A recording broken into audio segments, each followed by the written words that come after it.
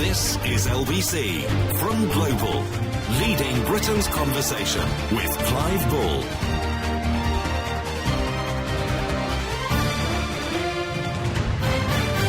LBC, I'm Clive Bull, and this is the Money Hour. This week we are looking at pensions and financial planning, thinking about your future. Is it worth joining a company scheme, for example? Should you save for a pension or get into property? Can you take money out of your pension?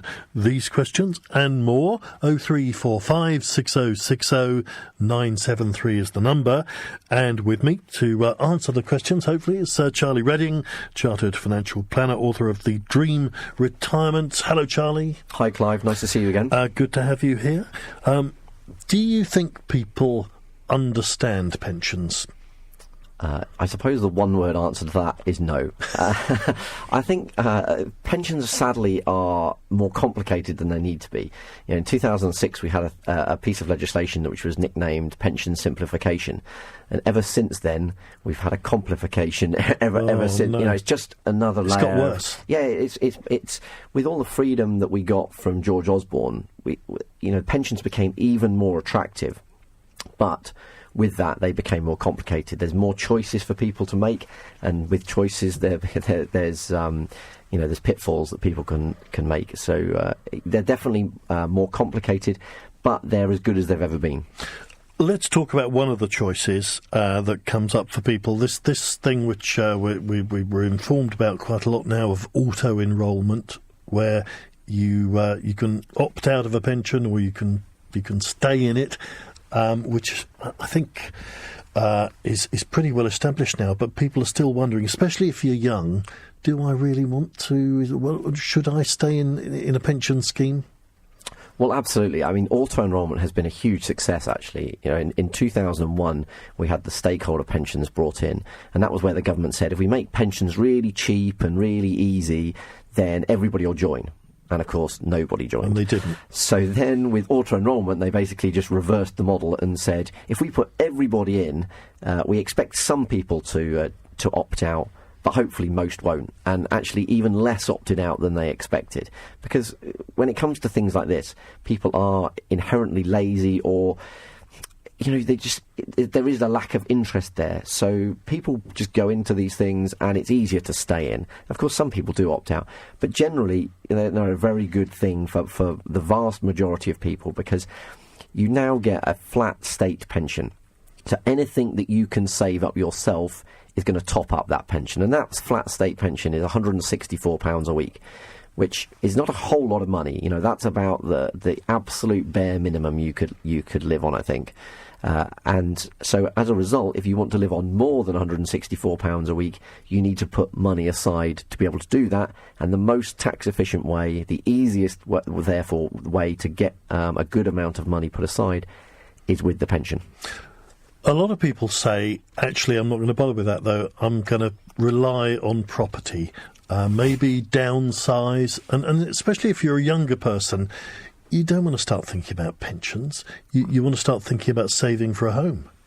Well, I think it is a difficult balance, and I think the youngsters of today do have a difficult job on their hands in that, property prices are obviously very, very high. It's very difficult to get on the property ladder. But equally, they do need to save for the long term as well. So I wouldn't be saying, only save into a pension, don't worry about putting money aside to save for your own home. Because clearly it's a great thing to invest in a house that you can live in. It means that you're not paying rent to somebody else.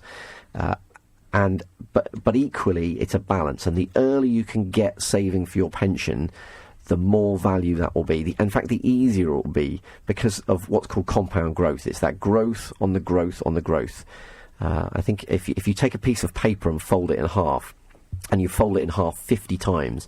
Now, I know that it's not possible to fold a piece of paper in half 50 times. I've tried. 7 is the most, and even with an iron. But if you could fold a piece of paper in half 50 times, it would reach from here to the moon. The height would reach from here to the moon. And that's because of the compound growth. It's the growth on the growth on the growth. So the earlier you can start saving into a pension, the more you benefit from that, and the easier creating a decent lump sum for the future is. And ultimately, that's what's going to allow you to retire earlier retire better, to be able to do the bucket list in retirement, go off around the world doing whatever you want, those sorts of things. So the sooner you start, the better. All right, if you've got a question about pensions, then call us now. 0345 6060 973 is the number. And let's go first to Sally in Islington. Hello, Sally. Hello, Clive. Hi, Sally. Hi. How are you? What's the question? I work for local government. I've been in the same London borough for the last 15 years, and I have the local government pension, which I don't want to touch, obviously, until I eventually retire.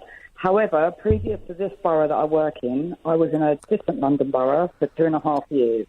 I had the pension with them.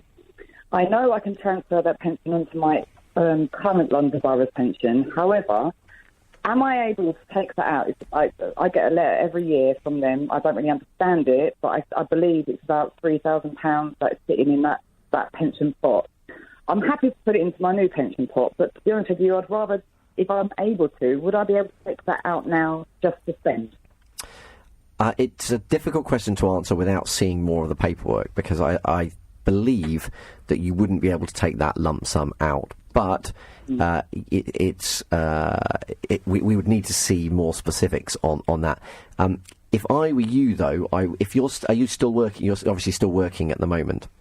I am, yeah. I'm still working for the one I've been at for 15 years, which I'm going to hopefully stay till until I retire, and I'll keep that pension as it is. Brilliant. I think if you don't absolutely need that money now, I would say transferring that into your other scheme, your current scheme, is likely to be better for you.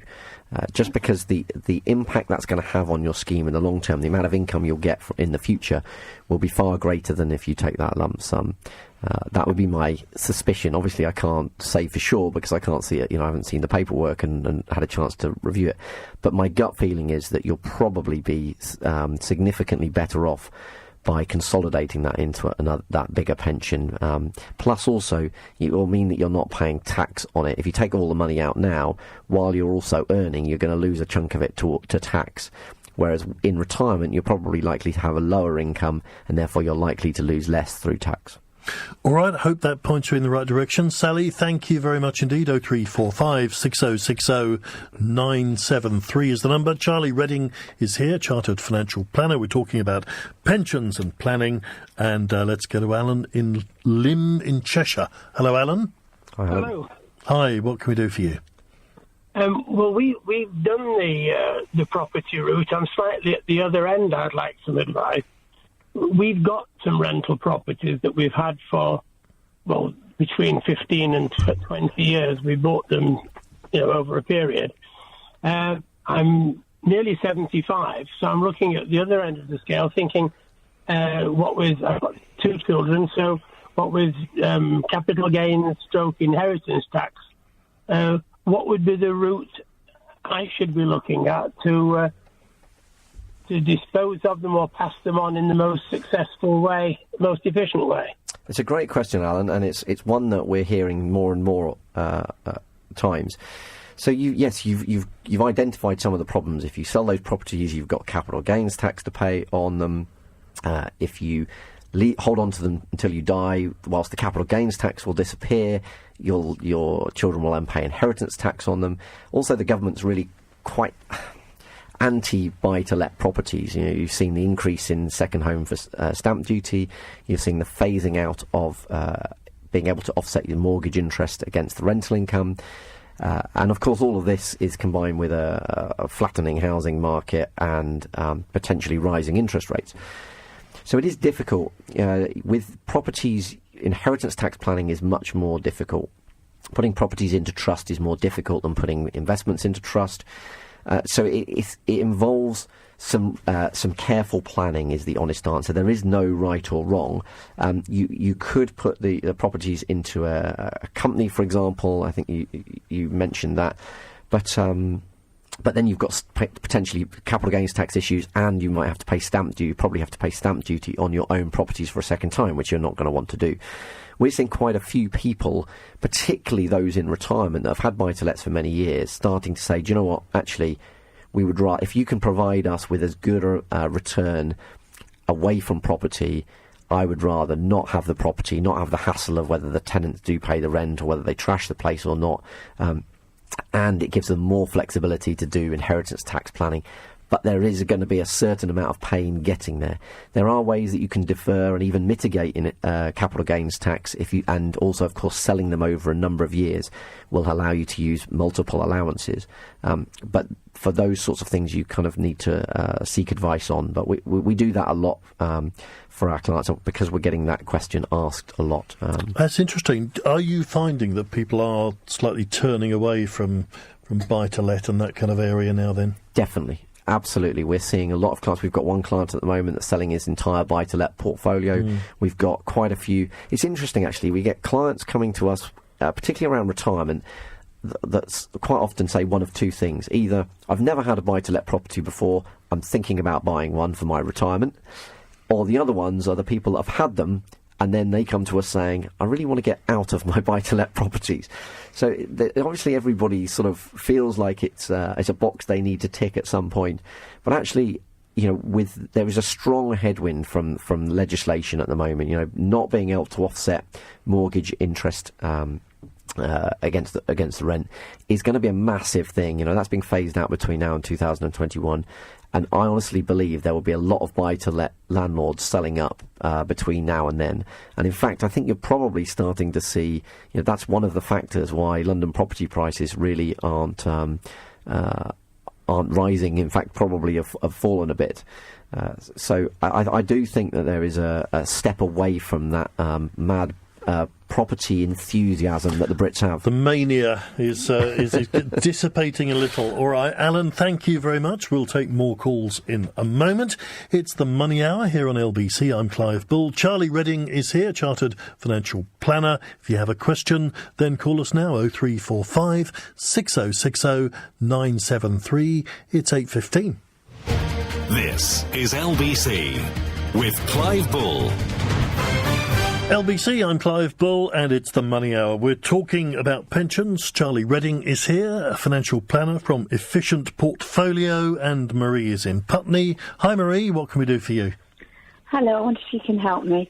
I'm a member of a pension fund at the moment, and it's a local government scheme, so I'm a public service worker. I have been offered early ill health retirement due to a number of health conditions, and I've accepted that, and now the pension fund have written to me. They admit that it's a mistake on their behalf, and they're very apologetic in the letter, but that doesn't really help me, to say that I would be subject to an annual allowance HMRC tax charge. I'm afraid I really don't understand it. There's loads of, enclosures with this letter, but frankly, I don't understand any of it. What I know about tax, I could write on the back of a postage stamp, and frankly, I've always been PAYE, so I've never even had to fill in a tax form. So they're saying, the pension fund, that I may have to pay, and that's may that I really hate, a tax charge of £61,700